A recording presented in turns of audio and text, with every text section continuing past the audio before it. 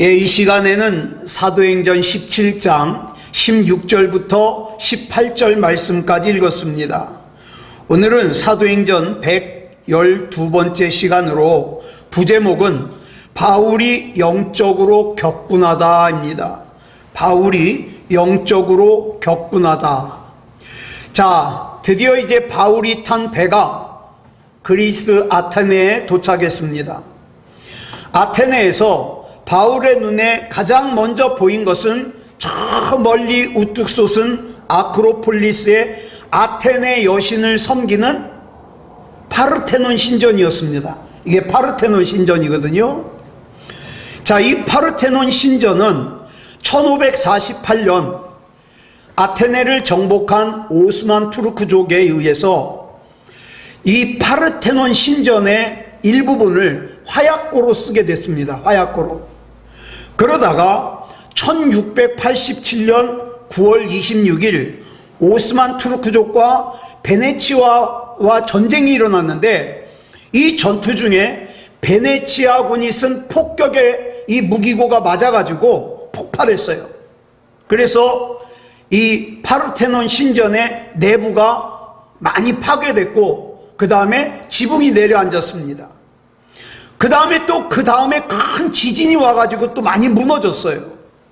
그럼에도 불구하고 이 파르테논 신전이 이 모양이라도 지금 버틸 수 있었던 것은 이 기둥이 별거 아닌 것 같지만 이 기둥의 지름이 1.9m예요. 거의 2m입니다. 높이가 10.4m예요. 이 기둥이 자그만치 46개가 버티고 있어요. 그러니 이 파르테논 신전이 얼마나 어마어마하겠습니까? 그러니까 이 신전 앞에 가면 보는 사람들을 압도하겠죠. 따라서 2000년 전에 총 가로가 30.9m, 세로가 69.54m에 이르는 거대한 이 파르테논 신전이 완전한 모습일 때는 얼마나 위풍당당하고 위용있고 장엄했겠습니까? 자, 그런데 이 아테네에 도착한 바울은 자기를 내려주고 베레아로 돌아가는 그 믿음의 형제들에게 자, 지금 베레아에 머물고 있는 실라와 디모데에게 속히 이곳으로 오라 그러라고 그렇게 부탁한 후에 그들과 헤어졌습니다. 그리고 이제 본문 16절입니다. 같이 읽겠습니다. 시작. 바울이 아덴에서 그들을 기다리다가 그 성에 우상이 가득한 것을 보고 마음에 격분하여. 베레아에서 아테네는 배로 4일 길이라 그랬습니다. 그렇다면 바울을 아테네에 데려다준 그 베레아의 믿음의 형제들이 다시 베레아로 돌아가는데 4일이 걸렸을 거예요. 그리고 속히 오라는 정가를 전해들은 실라와 디모데가 곧바로 배를 타고 출발했어도 아테네에 있는 바울에게 오는데 4일 걸리죠. 그러니까 아테네에 도착한 바울이 실라와 디모데를 다시 만나기까지는 최소한 8일 이상이 걸리는 거예요. 자, 이 디모데와 실라를 기다리는 동안 바울은 그 소문으로만 들었던 대단하다고 얘기하던 그 아테네를 직접 돌아다니게 됐습니다. 2000년 전에도 지금이나 마찬가지로 많은 관광객들이 아테네에 몰려들었을 거예요. 자, 아크로폴리스, 다시 말해서 아테네에서 가장 높은 언덕의 광장에는 아테네 여신을 위한 파르테논 신전이 있었어요. 근데 거기는 파르테논 신전만 있는 게 아니에요. 파르테논 신전 외에도 그 아크로폴리스 남쪽 기슭에 아테네가 연극의 발상지잖아요. 연극의 발상지. 그래서 이 극장이 있었는데 이 극장 이름이 뭐냐? 디오니소스 극장이에요. 이 디오니소스 극장은 무려 사람을 17,000명이나 들어갈 수 있는, 지금 사진은 작은 것 같지만 되게 큰 겁니다. 예전에 TV에서, 저는 가보질 못했기 때문에 TV에서 그 할아버지들이 여행하는 거 있어요. 이순재 할아버지, 신구 할아버지 여기 여행하는 게 있거든요. 거기서 여기를 갔어요. 근데 여기서 그 박근영 할아버지가 참 여기서 막 감회 깊어해요. 신구 할아버지랑 둘이.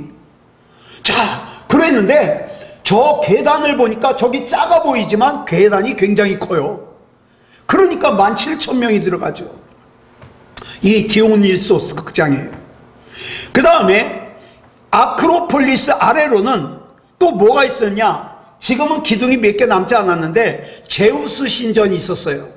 제우스 신은 어떤 신입니까? 그리스 신화에 나오는 신 중에 대장신이죠. 자, 여기는 지금 몇 개 안 남았지만 아까 그 파르테논 신전은 기둥이 몇 개라 그랬어요? 46개라 그랬죠? 제우스 신전은 기둥이 104개예요. 엄청 크죠? 제일 커요, 신전 중에.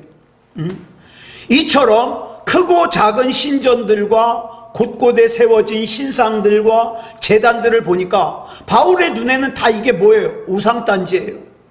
그래 바울이 마음에 격분했다는 거예요. 여기서 우리말 격분하다로 번역된 헬라어가 파록시노라는 단어인데 신약 성경에 딱 2번 나와요. 하나는 오늘 본문에 나오고 또 하나는 고린도전서 13장 5절에 나와요. 딱 2군데 나와요. 자, 고린도전서 13장 5절에서는 어디에서 사용되느냐? 성내지 아니하며. 여기에서 성내다는 것이 파록시노예요. 그럼 파록시노는 무슨 뜻이냐? 발작적인 분노예요. 갑자기 흥분하는 거, 갑자기 분노하는 거. 영어로 발작을 뭐라 그러냐? 파록시즘이라 그래요. 이 단어가 바로 헬라어 파록시노에서 나온 단어예요. 자, 보세요. 오늘 본문에서 바울이 아테네가 그 어떤 도시보다 심한 우상의 도시일 것을 알고 파록시노 했다는 건 뭡니까? 우리말 성경 번역 그대로 격분했다는 거예요. 격분. 예? 이 많은 사람들의 영혼을 도둑질해가는 우상단지들. 예. 그리고 헬라어 원문 성경에는 뭐가 격분했냐? 우리 성경은 바울이 그랬잖아요. 근데 헬라어 성경에는 바울의 속에 있는 그의 영이 격분했다고 그랬어요. 영이.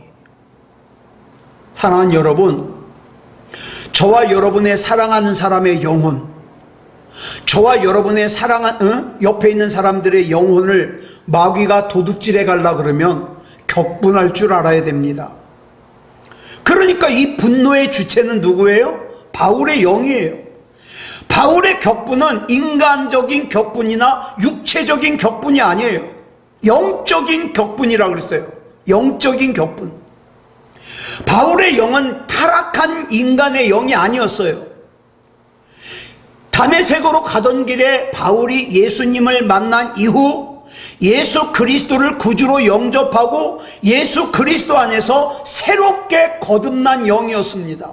다시 말해서 바울과 함께 계시는 성령님 안에서 성령님과 소통하는, 교통하는 영이에요. 바울의 영은.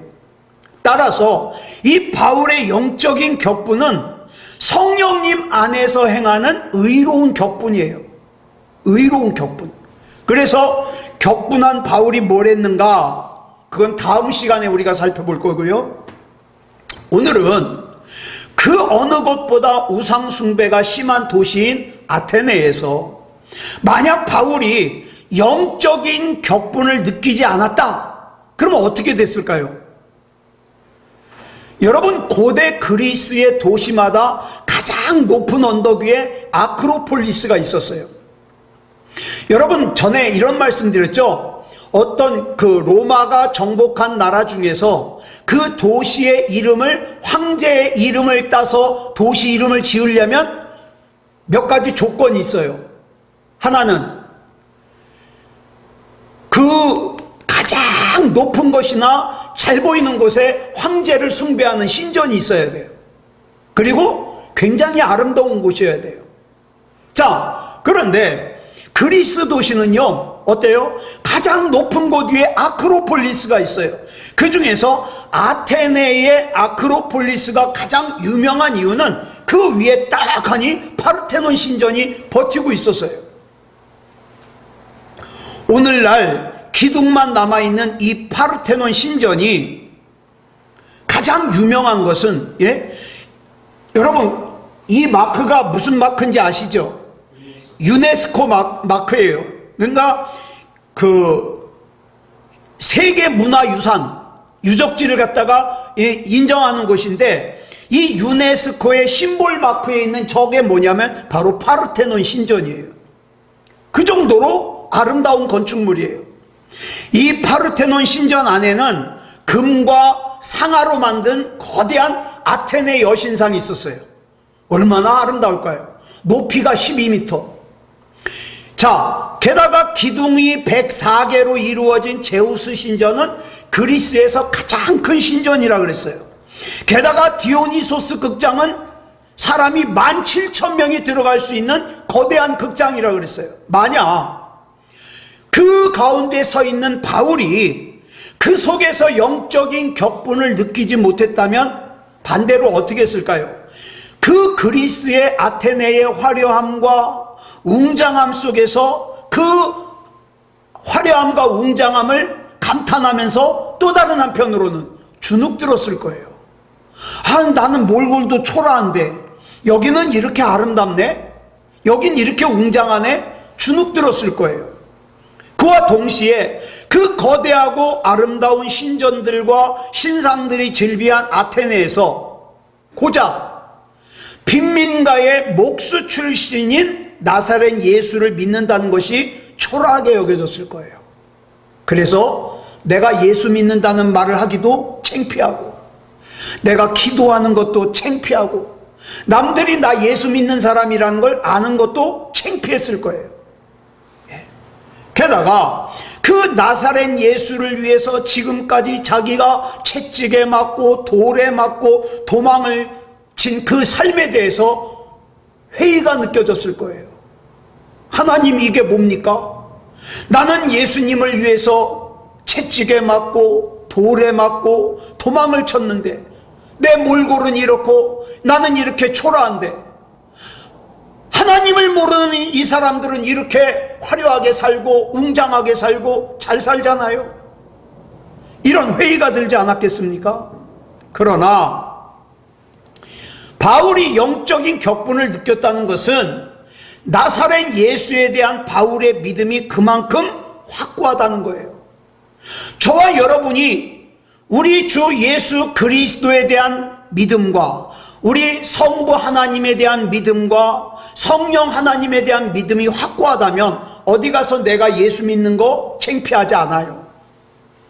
밥 먹을 때 내가 식사 기도하고 먹는 거 부끄럽지 않아요. 누가 나 예수 믿는 거 아는 거 창피하지 않아요. 바꿔 말하면 아테네에서 눈에 보이는 것들이 아무리 화려하고 웅대하다 할지라도 그것들은 결코 바울의 목적이 아니에요. 여러분, 이거 아셔야 돼요. 세상 사람들이 아무리 잘 살아도 그것은 예수 그리스도 안에서 구원받은 사람들의 목적이 아니에요. 이런 의미에서 믿음은 세상의 모든 불신행위, 악, 불의에 대해서 영적인 격분을 느끼는 거예요. 이게 믿음의 특성입니다.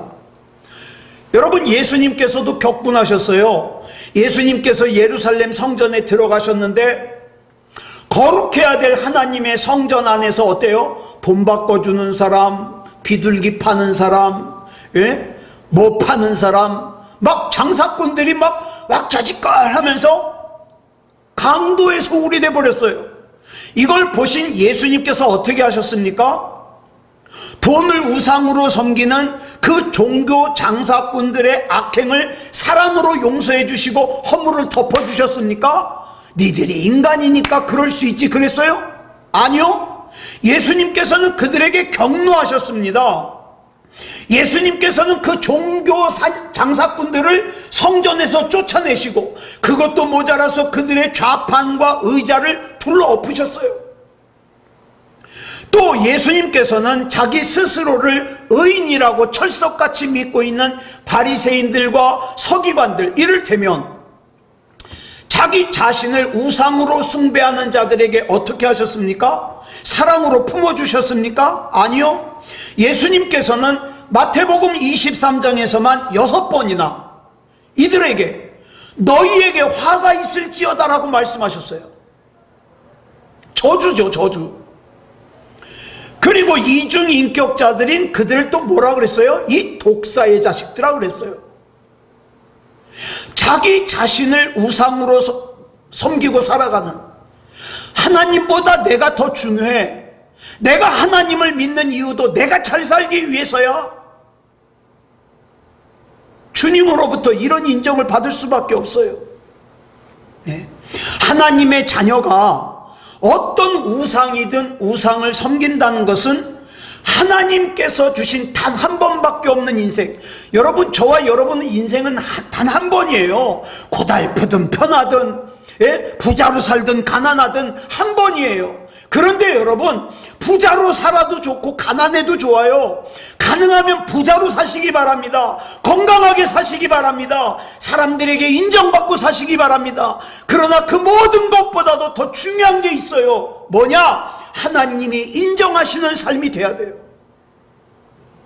구원받는 인생이 돼야 돼요. 예? 천하보다 귀한 내 생명을 악한 마귀가 갉아먹도록 내버려두면 안 돼요. 악한 마귀는요, 나로 하여금 바쁘게 만들어가지고 내 영혼이 갉아먹히는 걸 모르게 만들어요. 거기 속으면 안 되죠. 이제 우리가 살고 있는 이 세상을 한번 보자고요. 온통 돈이라고 하는 우상이 판을 치고 있어요. 우리 신앙생활하는 사람들조차도 입으로는 하나님이 더 중요하다 그러는데 실상은 돈이 더 중요해요. 이 돈이 우상이에요.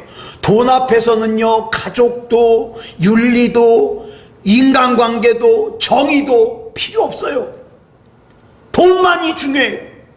이와 같은 세상에서 우리가 하나님과 같이 동행하면서 격분하지 않는다?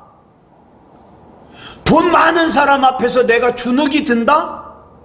돈을 위해서라면 내가 수단과 방법을 가리지 않는다? 이 문제가 있는 거죠. 어디 그뿐입니까? 이 세상에는 다양한 우상이 있어요. 권력이라는 우상, 성공이라는 우상, 성이라는 우상, 술이라는 우상, 자기 자신이라는 우상, 온통 우상청지예요. 이 세상이 온통 2000년 전 바울이 보았던 아테네는 그 우상이 눈에 보이기나 하죠. 지금 저와 여러분이 살고 있는 이 세상은 우상이 보이지도 않아요. 보이지도 않는 우상이 내 마음을 빼앗아가요. 내 생각을 빼앗아가요. 그러므로 사람들이 저마다 하나씩, 또 어떤 사람은 하나가 아니라 2개, 3개, 그 이상씩 몇 개의 우상을 섬기며 사는 오늘날의 이 아테네 같은 세상, 이 세상에서 그리스도인인 우리가 영적인 격분을 느끼지 않는다면 결국 우리도 몇 개의 우상을 섬기며 살 수밖에 없지요. 하나님, 이 세상에서 우상과 맞서 싸우는 일에 작은 힘이지만 나도 한 힘이 되기 원합니다. 이게 다른 말로 사명이라 그러는 거예요. 여러분, 이 세상에 온갖 부정부패와 불의에 대하여 영적인 격분을 느끼지 못한다면 우리가 어떻게 이 세상에서 하나님의 공의를 세우는 의로운 그리스도인으로 살아갈 수가 있겠습니까? 이런 의미에서 그리스도인이 온갖 우상과 부정부패가 판을 치는 이 세상에 대하여 영적인 격분을 느껴야 되는 것은 바울처럼 영이 싱싱하게 살아있는 사람들의 특징이 되는 거죠. 성경의 위인들은 모두 이 세상에 대하여 영적인 격분을 느꼈던 사람들입니다. 세상이 아무리 화려하고 아무리 웅장해 보여도 이 세상은 우상으로 가득 찬 아테네일 뿐. 제가 신학교 다닐 때 성경을 읽다가 예수님께서 예루살렘 성전에서 장사꾼을 쫓아내는 걸 이렇게 읽으면서, 하나님, 제가 큰 목회는 못해도 좋습니다. 그러나 이 종교 사냥꾼은 되지 않게 해주십시오. 이런 기도를 했던 기억이 있어요. 예.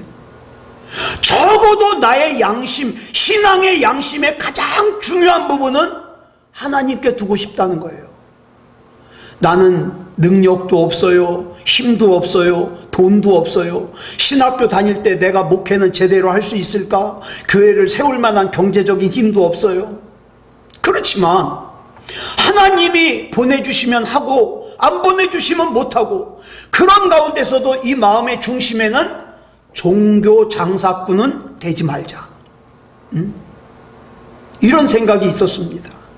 여러분, 우리 모두 온갖 우상이 판을 치는 이 세상에서 영적인 격분을 느낄 줄 아는 바울 같은 사람이 돼야 돼요. 이 세상에 대하여 영적인 격분을 느낄 줄 아는 사람만이 화려한 아테네 속에서도 빈민 출신의 나사렛 예수의 제자로서 당당하게 살 수 있고, 사람들이 비웃어도 야, 하나님 믿으면 복 받는다며 너나 먼저 복 받아라, 이렇게도 전혀 자존심 상해하지 않고, 네가 생각하는 복과 내가 생각하는 복은 달라, 이 사람아. 구원받아야지 천국 가야지. 너에게 남아있는 시간이 몇 년이나 된다고. 여러분, 격분을 느낄 줄 아는, 이 세상에 대하여 영적인 격분을 느낄 줄 아는 사람을 통하여 주님의 뜻이 이루어지는 이유가 바로 여기 있습니다. 자, 본문 17절 보겠습니다. 시작. 회당에서는 유대인과 경건한 사람들과 또 장터에서는 날마다 만나는 사람들과 변론하니. 바울은 회당과 또 장터에서 만나는 사람들과 날마다 변론했어요. 여기서 우리말 변론하다로 번역된 헬라어가 디알레고마인데, 이게 무슨 뜻이냐? 토론하다, 연설하다, 강론하다, 설교하다, 논쟁하다, 이런 뜻이에요. 자, 본문이 언급한 회당은 물론 유대인들이 모이는 회당이죠. 아테네의 유대인 회당에도 마찬가지로 유대인들만 있는 것이 아니라 이방인이지만 유대교로 개종한 사람들도 있고, 예? 그런 사람들도 많이 있어요. 유대인 회당은 본래 하나님의 말씀을 배우는 곳이에요.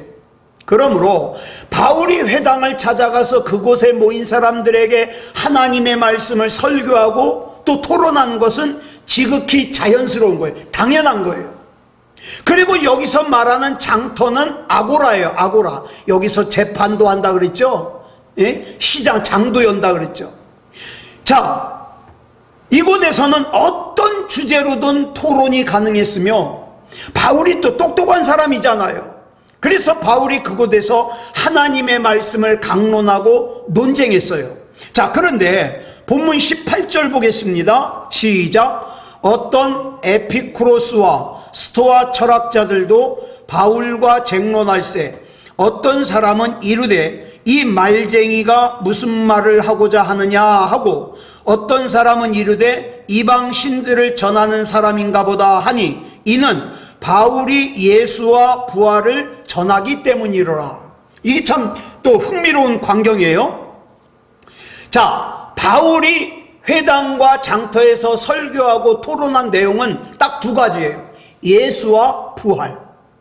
예수와 부활. 이 바울의 설교를 듣고 바울과 논쟁을 벌인 사람 가운데는, 여러분 기본 철학을 배우다 보면 나오는 이름이 있어요. 에피쿠로스 학파와 스토아 철학. 이 양대 철학자예요, 그리스에서. 자, 그런데 이 에피쿠로스주의자들과 스토아 철학자들이 거기 있어요. 자, 여기서 에피쿠로스라는 이 철학은요, 주전 4세기에 에피쿠로스라는 사람에 의해서 시작된 건데, 이 에피쿠로스 이 철학의 핵심이 뭐냐? 인간이 추구할 수 있는 가장 최고의 선은 쾌락이다. 예?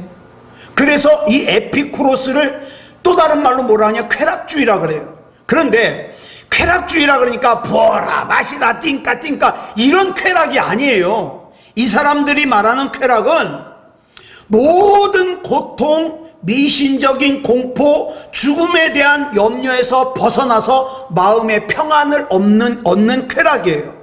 예. 그래서 이 사람들이 말하는 쾌락을 뭐라 그러냐, 아타락시아라 그래요. 궁극적인 쾌락, 평안. 그래서 그들은 신의 존재를 부정하지는 않지만 신은 인간의 삶에 간섭하지 않는다는 입장을 가지고 있어요. 그들은 자꾸 뭘 가르치냐, 혹 죽을지도 모르는 내일을 위해서 오늘을 준비하고 살라고 이렇게 가르쳐요. 반면에 동일한 시기에 제논이라는 사람에 의해서 창시된 스토아주의는 인간의 이성을 절대시하면서 그 가만히요. 아까 뭐라 그랬지? 에피쿠로스와 반대예요. 이건 뭐냐면 이 사람들은 금욕주의예요. 금욕주의. 예. 그러면서 어떻게 해요? 자연과 조화로운 삶을 산다.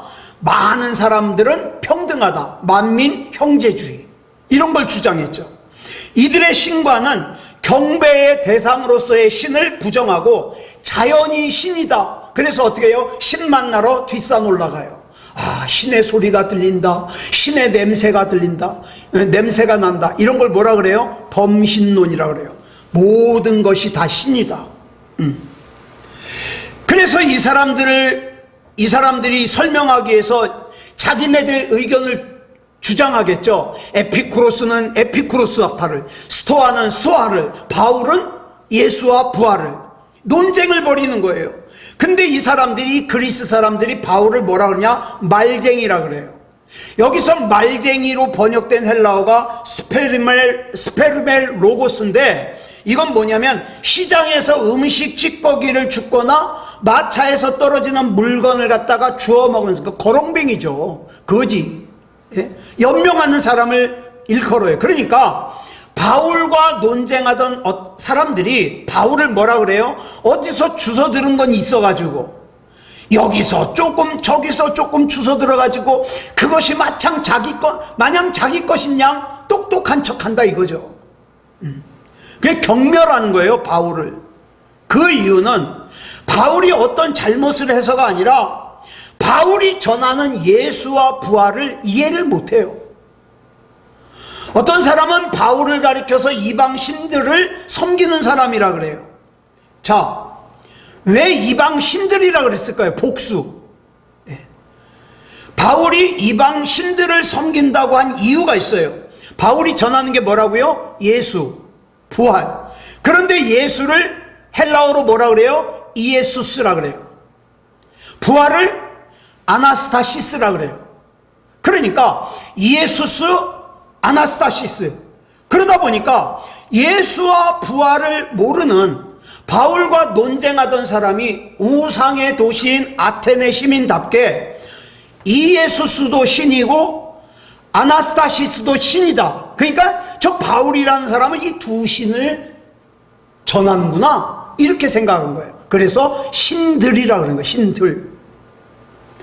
자, 쾌락주의를 추구하는 에피쿠로스의 주의자든지 자기 이성을 절대시하는 스토아주의자든지 아테네 시민이라면 자기가 의식하든 의식하지 않든 상관없이 하나 이상의 우상을 다 섬기고 있어요. 금속이나 나무 혹은 돌로 만들어진 우상이 아무리 예술적인 아름다움을 뽐낸다 하더라도 우상의 특징이자 공통점이 뭡니까? 생명이 없다는 거예요. 무생물이라는 거예요. 네. 바울이 지금 그 무생물을 신으로 섬기고 있는 아테네에서 예수님과 부활을 전하고 있는 거예요. 이 아테네가 그 어느 도시보다 우상숭배가 심한 도시라는 걸 확인한 이 바울이 격분했죠. 화를 냈죠. 막 느닷없이 화가 났죠. 우상들을 보니까. 자, 그렇다 그래서 화가 났으니까 저 파르테논 신전에 가서 막 기둥을 갖다가 큰 기둥을, 자, 천리길도 한 걸음부터야 하나씩 깨부시자 그러면서 부셨을까요? 그렇지 않았어요. 예. 가끔 뉴스를 보면 예수님을 믿는 사람들이 당군 신상의 목을 자르고 말이죠. 절에 가가지고 기둥에다가 주 예수를 믿으라 쓰고 말이죠. 절 앞에 가가지고, 대웅전 앞에 가가지고 내게 강 같은 평화 이런 건 막 목이 터져라고 찬양하고, 그러면 굉장히 자기가 믿음이 좋은 줄 알아요. 그렇게 해서 우상이 사라지질 않아요. 왜냐하면 우상의 출발점이 그 금속이나 나무나 돌이 아니라 인간의 마음이기 때문이에요. 내 마음속에 하나님은 나에게 평안을 못 주지만 돈이 한 1억쯤 있으면 나는 마음이 평안할 것 같아. 그 순간 내 안에는 우상이 만들어지는 거예요. 예. 금속이나 나무 혹은 돌로 이런 형상, 우상의 형상을 만들어서 숭배하면 복이 임할 거라고. 그러니까 그리스 아테네 사람들은, 자, 아테네 신을 만들면 내가 전쟁에서 이길 것 같아. 왜? 아테네가 전쟁의 신이니까. 또 무슨 신을 만들면은 내가 돈을 많이 벌 것 같아. 그 마음에서 나와가지고 신을 만드는 거예요. 우리도 마찬가지예요. 내 마음에 하나님은 나에게 이걸 줄 수 없을 것 같지만 이건 나에게 이걸 줄 수 있을 것 같아. 그 순간 내 마음에서도 우상이 하나 만들어지는 거예요. 그러니까 우상은 인간의 손끝에서 만들어지기 이전에 먼저 마음속에서부터 만들어지는 거예요. 그러므로 눈에 보이는 우상을 아무리 없애도 이 마음속에서 우상을 없애지 않으면 반드시 또 다른 우상을 만들게 된다 이 말이에요.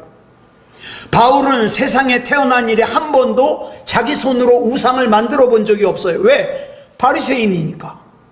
철저한 유대교 신자니까. 적어도 겉으로 볼 때는 우상을 만들지 않았어요. 우상과 전혀 관계가 없는 사람이에요. 그러나 실제로는 굉장히 무서운 우상 숭배자였어요. 자기 마음으로 하나님의 우상을 스스로 만들어서 부둥켜 안고 살았어요. 그래서 자기가 만든 그 우상과 다르니까 어떻게 해요? 예수님을 핍박하고 예수 믿는 사람들을 잡아 가두고 그런 거예요. 네. 그렇기 때문에 저와 여러분은 영이신 하나님을 올바로 만나야 됩니다. 저와 여러분이 부자로 사는 것도 중요해요. 건강하게 사는 것도 중요해요. 내 자녀손들이 잘 사는 것도 중요해요. 근데 무엇보다도 중요한 게 뭐냐? 영이신 하나님을 만나야 돼요. 그래서 내 안에 가장 소중한 분이 되어야 돼요. 내가 오늘 밤에 기도하는 것이 헛짓거리가 아니라 나는 살아계신 나의 하나님, 나의 전부이신 하나님 앞에 내 사정을 말씀을 드리는 거다. 하나님과 내가 대화하는 시간이다. 얼마나 귀한 시간입니까? 그러나 바울은 하나님은 이런 분일 것이야. 그리고 단정지은 하나님의 우상을 지니고 살았어요. 그래서 하나님의 독생자이신 예수님을 부정한 거죠. 하나님의 이름으로 예수 믿는 사람들을 잡아가두고 교회를 짓밟은 거죠. 그리고 바울은 그것이 하나님의 뜻이라고 생각했어요. 자기가 의로운 거라고 생각했어요. 그러나 그것은 하나님의 뜻이 아니라 자기가 만든 우상이었습니다. 다시 말해서 하나님을 빙자한 바울 자기 자신의 뜻이에요. 저와 여러분도 하나님의 뜻을 빙자한 세상의 우상을 만들면 안 돼요. 하나님은 이런 분일 거야. 내 안에서 만들지 말고 성경에서 찾아야 돼요. 그리고 영이신 하나님을 만나야 돼요. 결국 바울은 자기라고 하는 우상을 신봉하는 우상 숭배자에 불과했던 거예요. 그랬던 우상이 언제 깨트려졌어요? 다메섹으로 가던 길에 예수님을 만나는 순간 깨져버렸어요. 저와 여러분 안에 있는 우상이 깨져버리는 순간, 그때부터 진짜 신앙생활이 시작되는 거죠. 부활하신 예수님을 만난 바울에게는 그러면 이런 생각하잖아요. 예수님을 만났으니까 좋은 일이 생겨야지. 근데 어떤 일이 생겼어요? 분명히 바울은 예수님을 만났는데 시력을 잃어버렸어요. 사도행전 9장 18절을 보니까 바울이 자기라고 하는 우물에 갇혀서 우상 숭배자로 살아갈 때 눈에 어땠어요? 비늘이 덮여 있었어요. 자기는 본다고 생각했는데 사실은 하나님을 보지 못하는 사람이었어요. 그러다 보니까 영이신 하나님은 더더욱 만날 수가 없죠. 그러나 부활하신 예수님을 만나고 비늘이 벗겨진 눈으로 보니까 하나님 말씀이 깨달아지는 거예요. 예? 내 자신도 올바로 볼 수 있는 거예요. 바울이 그동안 신주단지처럼 귀하게 붙잡고 살았던 것들이 아이고 이게 배설물과 같은 거네, 미련 없이 버릴 수 있었던 거예요. 그 후로 바울은 우상을 만들지 않았습니다. 사랑하는 여러분, 바울이 영적으로 격분했다 그랬어요. 지금 저와 여러분의 주변에도 영적으로 격분할 일들이 얼마나 많은지 몰라요. 악하고 더러운 사탄 마귀가 저와 여러분의 자녀를 삼키려고, 저와 여러분의 가정을 삼키려고, 교회를 삼키려고, 하나님의 백성을, 심지어는 택한 자까지도 무너뜨리려고 기회를 엿보고 있는데, 저와 여러분은 영적으로 격분해야 돼요. 그래서 하나님 앞에 기도해야 돼요. 그러기 위해서 첫 번째 단계가 뭐냐? 나 자신을 부인하고 하나님 앞에 복종시키는 거예요. 나는 하나님 겁니다. 나는 이름만 그리스도인이 아니라 진짜 그리스도에게 속한 사람입니다. 이 신앙을 고백하며 오늘 밤에도 된다 안 된다 내가 결정하지 말고 나는 나의 전부이신 하나님 앞에 내 사정을 말씀드리는 것뿐이에요. 기도하는 것까지가 내 일이에요. 역사하고 능력을 행하시는 건 하나님의 일입니다. 아무쪼록 이 밤에 그렇게 기도하는 저와 여러분이기를 그리스도 예수님의 이름으로 간절히 축복합니다. 기도하겠습니다. 사랑의 아버지 하나님, 감사합니다. 오늘 이 시간 우리 하나님께서 붙잡아 주셔서 은혜 가운데 예배드릴 수 있음을 감사합니다. 우리가 이 땅을 살아가다 보면 정말 내 마음대로 찬양이 안 나올 때가 있고 기도가 안 나올 때도 있습니다. 그러나 반드시 중요한 것은 나는 하나님의 사람이고 내 안에는 예수 그리스도께서 계시고 나는 그리스도인이다. 이거가 변동되지 아니하고 하나님 앞에 온전한 믿음으로 살 수 있게 하여 주시옵소서. 절대 작은 것이라도 내 안에 우상을 만들지 말게 하시고 하나님만 바라보며 하나님만 믿으며 사는 믿음의 삶이 되게 하여 주시옵소서. 모든 것을 우리 주님 앞에 맡겨드리오며 그리스도 예수님의 이름으로 간절히 기도드렸사옵나이다. 아멘.